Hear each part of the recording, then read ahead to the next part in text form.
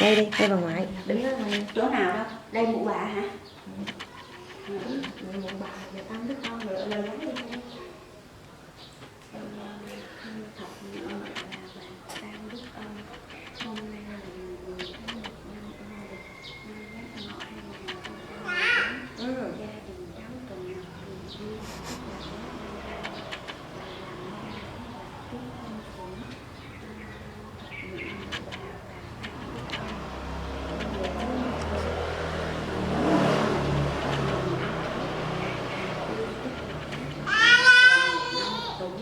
Từ từ chút nữa để cho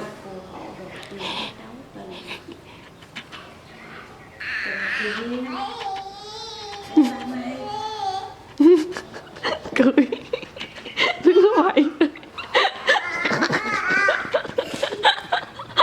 dạ cũng không được Rồi sao đứng cười không vậy? Tiếp đi chị.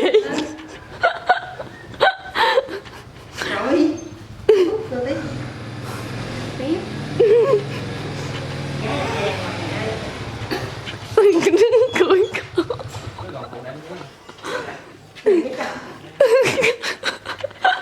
Má chứ.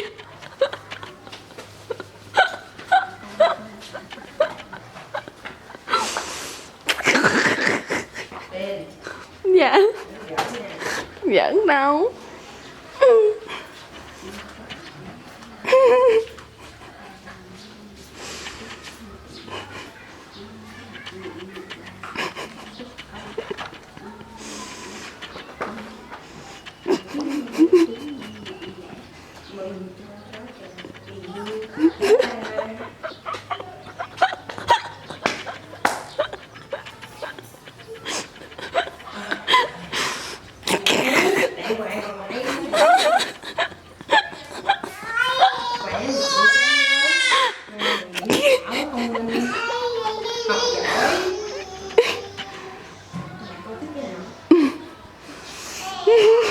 Chắc tới sáng luôn.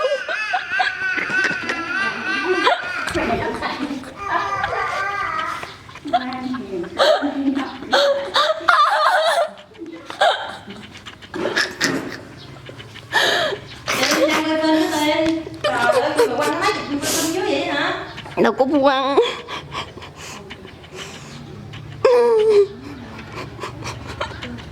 Kêu ẩm em đi, quay đàng hoàng chứ không có vậy trời, cái trang đó có con gấu của nó kìa, kem chảy hết rồi.